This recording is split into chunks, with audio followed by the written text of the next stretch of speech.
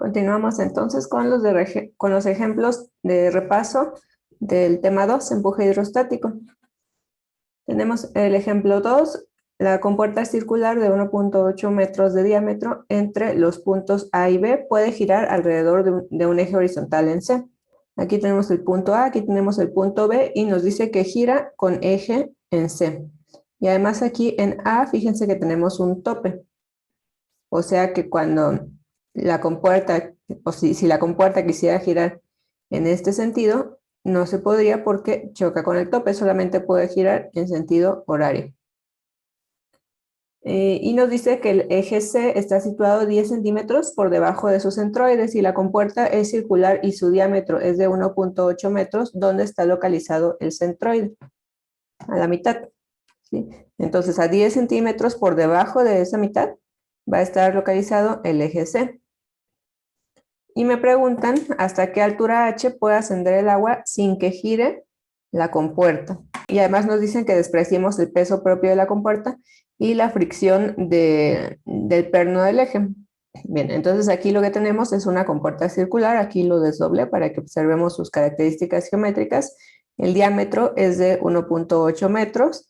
El centroide se localiza en el centro y el perno o el eje está a 10 centímetros por debajo de ese centroide.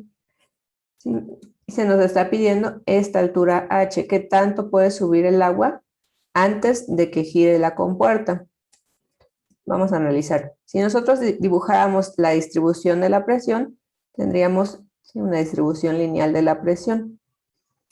A medida que esta altura H va aumentando, la localización de la fuerza también va a ir subiendo. ¿Sí? ¿Qué pasa cuando la fuerza cae por debajo del eje en C? Es decir, si la fuerza cae por debajo del eje, no puede girar. Va a tratar de girar, pero la va a detener el tope. Muy bien. Entonces, la fuerza debe caer por encima, aunque sea un poquitito, o sea, 1 milímetro y por encima del eje, ya empieza a girar la compuerta. ¿Sí? Y a medida que vamos aumentando H, esta fuerza también va a ir subiendo su localización. Obviamente siempre por debajo del centroide. ¿Sí? Recuerden que la fuerza siempre se localiza debajo del centroide del área de estudio. Entonces vamos a buscar la altura, la altura máxima, ahí donde estamos en el límite antes de que comience a girar. O sea, cuando la fuerza F se localiza justo en C. ¿Y cómo se calcula Y subíndice K? Con fórmula general. ¿Recuerdan? Es con el cuadrado del radio de giro y la distancia al centroide, Y subíndice G. Y subíndice K es igual al radio cuadrado de giro entre YG más YG. Y aquí explico lo que ya comentamos, que requerimos que F pase por encima de C, ya que de lo contrario la compuerta no va a girar por la presencia de este tope. Bueno, entonces analizando un poquito esta expresión de YK, fíjense que tenemos la distancia YG más algo. YG más algo. Entonces, esta distancia que hay aquí entre YG y YK sería ese algo, el radio cuadrado de giro entre Y subíndice G, ¿cierto? ¿Y de cuánto necesitamos que sea esta distancia? 10 centímetros, porque el eje C está a 10 centímetros por debajo del centroide. Por lo tanto, este término va a ser igual a 10 centímetros. Bueno, entonces ya establecimos que radio cuadrado de giro entre Y subíndice G es igual a 10 centímetros o 0.1 metros. Pero ¿qué pasa? ¿Cómo calculamos YG en términos de H? Me regreso al esquema para que lo vean. Ahí está. ¿Cómo calculamos a YG en términos de H si se trata de una compuerta circular con diámetro de 1.8? ¿Cuánto valdría YG?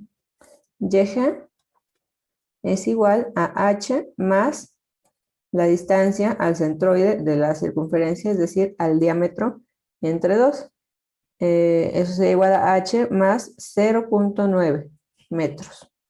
Y además, también sabemos cómo calcular el radio cuadrado de giro para una figura circular.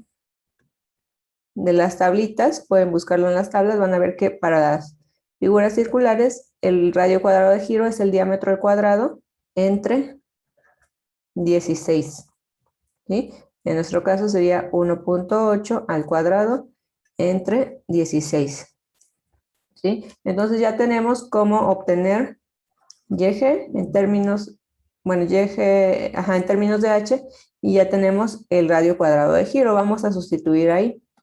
Tendríamos que el radio cuadrado de giro entre YG sería igual diámetro al cuadrado entre 16 y el radio cuadrado de giro entre YG, que determinamos que vale H más 0.9, y esto lo igualamos a los 10 centímetros, 0.1 metros. Y ya tenemos todo para despejar a H, porque el diámetro sabemos que vale 1.8 y mi única incógnita sería la profundidad H. ¿Cuánto vale H, por favor? H es igual a 1.125 metros. ¿Qué pasa si H es menor a 1.125 metros? ¿Gira o no gira? No gira, ¿verdad?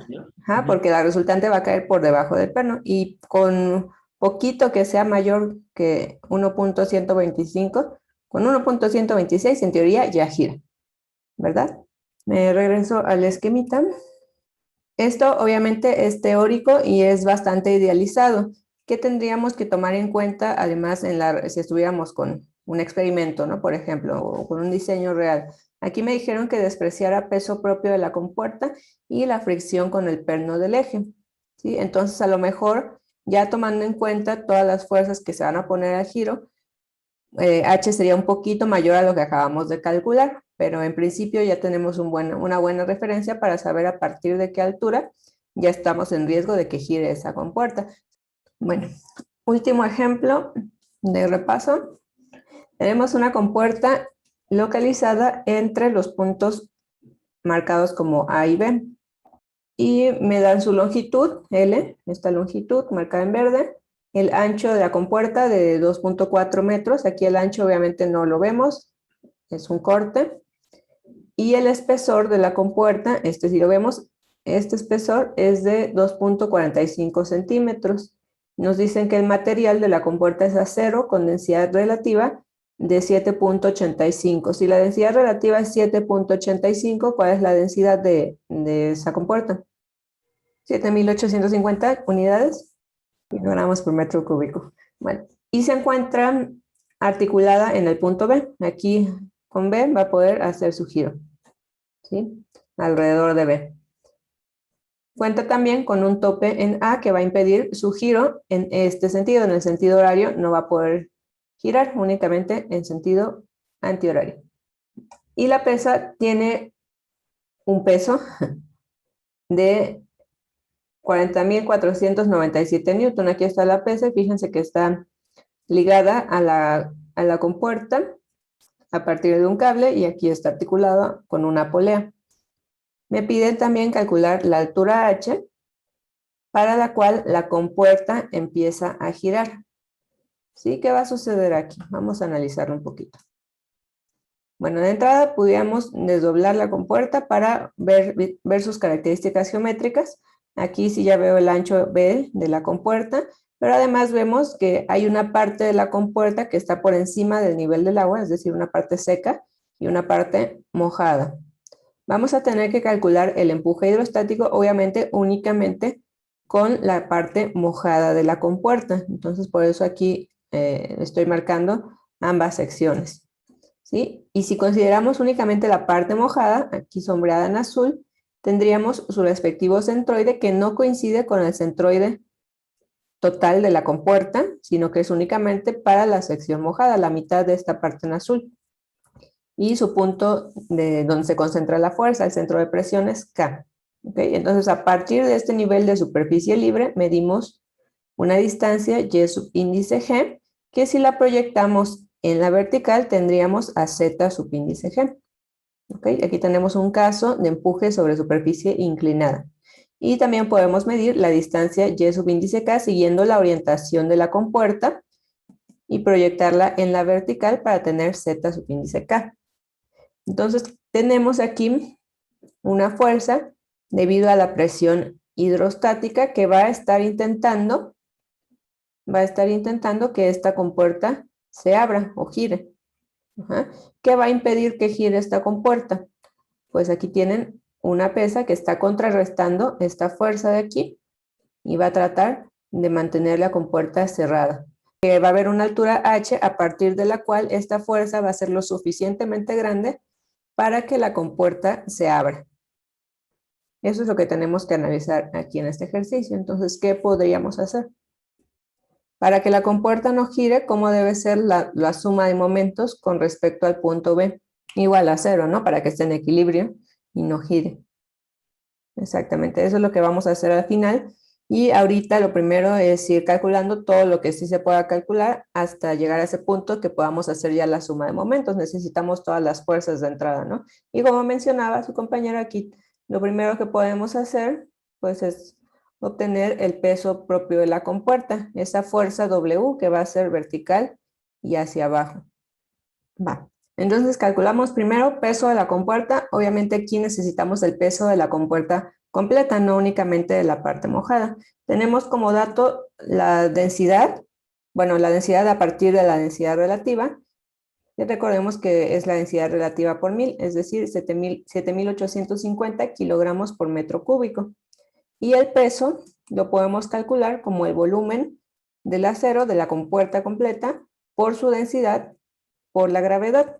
Nada más habrá que sustituir aquí con la información que ya tenemos. El volumen de la compuerta lo vamos a calcular como su longitud. Aquí está su longitud por el ancho por el espesor, que era como de 2.5 centímetros de la compuerta, ¿no? Es decir, el espesor era de 0.0245 metros por la longitud L, que en el enunciado nos las dieron como 4.572 metros, por el espesor B, 2.4384.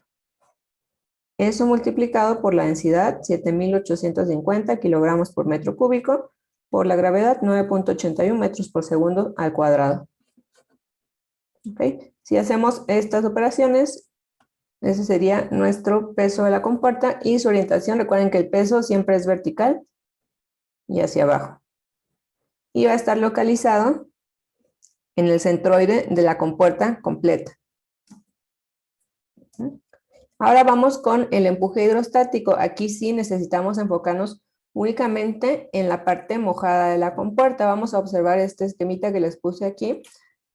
Aquí ya tenemos la profundidad H proyectada con la orientación de la compuerta, lo cual sería H entre seno de teta. En el esquemita del enunciado teníamos que teta vale 60 grados. Estoy proyectando esta profundidad H aquí para tener la altura de la parte mojada.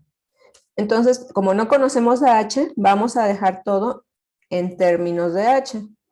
Y ya después en la suma de momentos podremos despejarlo, pero mientras así nada más. Necesitamos primero el área mojada, ¿no? ¿Qué parte de la compuerta se encuentra mojada? ¿Cómo calcularíamos eso en términos de H, por favor? Correcto. H entre seno de teta por B. Muy bien. Lo voy a calcular el empuje con fórmula general, por eso estoy obteniendo ahorita el área y vamos a obtener la distancia al centroide, Y subíndice G. ¿Cuál sería la distancia al centroide? Esta distancia de aquí, de la parte mojada únicamente. Pues la mitad de h sobre seno de teta. Es decir, H entre 2 por el seno de teta, ¿verdad? Y ZG, o sea, YG proyectado en la vertical. H medio sería YG por el seno de teta, o sea, nos quedaría únicamente H medios. ¿Sí? Y si lo vemos en el esquema del enunciado, pues es claro, ¿no? Va a estar a la mitad de la profundidad. Bueno, ya con esta información podemos calcular el empuje hidrostático en términos de H, con fórmula general. Sería entonces densidad por gravedad por ZG, que es H medios, por el área mojada, que era B por H entre el seno de teta. ¿Sí? Esto es igual a ρ por G por B por h cuadrado entre 2 por el seno de teta. Y ahora sí sustituyo con la información. ¿Qué densidad? De líquido. Ajá, es empuje hidrostático, entonces densidad. En este caso se trata de agua, colocamos 1000 por gravedad, 9.81 por el ancho de la compuerta, que era 2.4384. Por h, no lo conocemos, es lo que queremos saber. Entre 2 por el seno de 60 grados. ¿Cuánto quedaría eso en términos de h, por favor? Ajá. Y nos queda en términos de h cuadrado. Y no es la fuerza todavía, nos falta multiplicar por h al cuadrado. Listo. Y ahora para la cuestión de la suma de momentos que vamos a hacer después, requerimos obtener su localización. ¿Sí? Vamos a obtener tantos YK como ZK también en términos de H. Comenzamos con YK, que sabemos que es el radio cuadrado de giro entre YG más YG. Aquí se van a complicar un poquitito las expresiones, pero van a ver que tampoco es tan complicado. Se trata de una compuerta rectangular, entonces necesitamos el radio cuadrado para una sección rectangular. La altura al cuadrado sobre 12. H entre el seno de teta al cuadrado entre 12. Todo eso que acabo de escribir es el radio cuadrado de giro. Luego divido entre y subíndice g, que ya habíamos obtenido como h entre 2 por el seno de teta. Sí, eso lo obtuvimos en la diapositiva anterior, YG. Y aquí pues vuelvo a sumar YG h entre 2 por el seno de teta. ¿Sí? Y ya nada más hay que trabajar aquí un poquito con la fracción, que nos quedaría como y subíndice k es igual a 2 por h cuadrada por el seno de teta entre 12,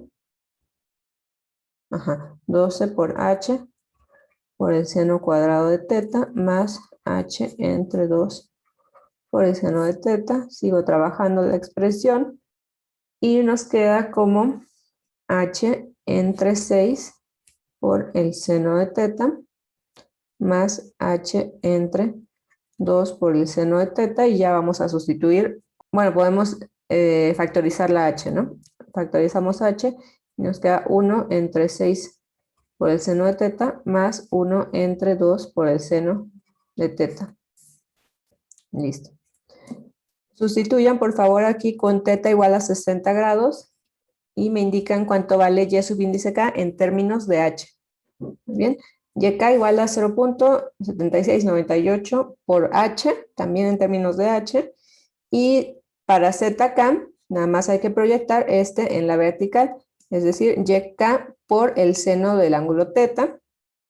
Si sustituimos ahí con YK, con lo que acabamos de obtener, nos quedaría 0.7698 por h, ese es YK por el seno de 60 grados. Si hacen estas operaciones, van a ver que les va a dar, si respetan los decimales de acá arriba, les va a dar 2/3 de h. Ahora, para hacer la suma de momentos, primero quiero que identifiquemos todas las fuerzas que están actuando en nuestra compuerta. Aquí vamos a hacer un diagrama de fuerzas sobre la compuerta. Tenemos primero la fuerza o empuje hidrostático, ¿no? Por la presencia ahí del agua en reposo. Tenemos esta fuerza localizada a una cierta distancia que estoy llamando aquí como D subíndice 1. Nosotros ya calculamos de alguna manera la distancia que hay desde acá arriba hasta acá abajo, pero medido desde la superficie libre. Nada más habrá ahí que sacar el complemento para obtener la distancia ya no desde arriba, sino desde el punto B. ¿Qué más tenemos? Tenemos el peso propio de la compuerta de acero, que va a estar actuando verticalmente ahí hacia abajo, y tenemos una cierta tensión causada por la presencia de la pesa. Recuerden que aquí había una polea y luego una pesa. ¿Sí? Esa fuerza o ese peso que tiene la pesa se va a traducir aquí por la presencia de la polea, nada más cambia de dirección y tendríamos esta tensión T. ¿Okay? Y aquí también W lo estamos localizando a una distancia de subíndice 2. Necesitamos la distancia medida desde el punto de donde vamos a hacer la suma de momentos de manera perpendicular a la línea de acción de la fuerza en cuestión. Por eso la estoy midiendo así en horizontal. ¿Okay? Entonces vamos a calcular D subíndice 1. D1 sería, ya tenemos esta distancia, Y subíndice K, y necesitamos esta distancia, D1. Entonces, para obtener D1, tendríamos que restar la distancia total, H entre seno de teta, menos lo que obtuvimos como YK. ¿Sí lo ven? H entre seno de teta menos YK, que es igual a H entre seno de teta, y YK era ZK proyectado, ¿no? ZK entre seno de teta. Por lo tanto, D subíndice 1 va a ser igual a H menos ZK entre seno de teta, pero ZK, lo obtuvimos en la diapositiva anterior, nos había dado 2/3 de H. Factorizo H y me queda 1 menos 2/3 entre seno de teta. Y bueno, aquí ya nada más habría que sustituir con el ángulo de 60 grados, hacer estas operaciones y nos daría que D1 es igual a 0.3849 por H, también en términos de H. Vamos ahora a obtener la distancia de 2, esta distancia de aquí. Sabemos que el peso de la compuerta se va a concentrar en su centroide. Es una placa regular, rectangular, de un mismo espesor, entonces el centroide de la placa se encuentra a la mitad de la placa. ¿Okay? La geometría de la compuerta no cambia, o sea, aquí estamos calculando en términos de la longitud total de la compuerta, no en términos de H, que no conocemos. Por lo tanto, D subíndice 2 va a ser igual a la longitud de la compuerta entre 2 por coseno de teta. ¿Sí? Necesitamos esta distancia medida horizontalmente. Estoy proyectando esta distancia que hay aquí. Por lo tanto, D subíndice 2 va a ser igual a la longitud que conocemos, 4.572 entre 2 por el coseno de 60 grados. ¿Cuánto da, por favor? Muy bien, 1.143 metros. Ahora sí, pasamos a la suma de momentos. La vamos a hacer respecto de B. Como no queremos que la compuerta gire, debe estar en equilibrio de momentos. Entonces, la suma de momentos en B va a ser igual a 0. Aquí voy a tomar como convención el giro antihorario positivo. Bien, entonces suma de momentos respecto al punto B. Primero voy a tomar la fuerza debido a la presión hidrostática F por su brazo de palanca medido desde B, por eso requeríamos esta distancia, su brazo de palanca de 1. Luego, este sería positivo y la fuerza T sería con signo negativo el giro, menos T por su brazo de palanca. ¿Cuál sería el brazo de palanca de T? Lo largo de la compuerta, ¿no? L. Exacto, por L. Luego, W me causa un giro positivo, más W por su brazo de palanca. Recuerden, distancia medida perpendicularmente del punto a la línea de acción.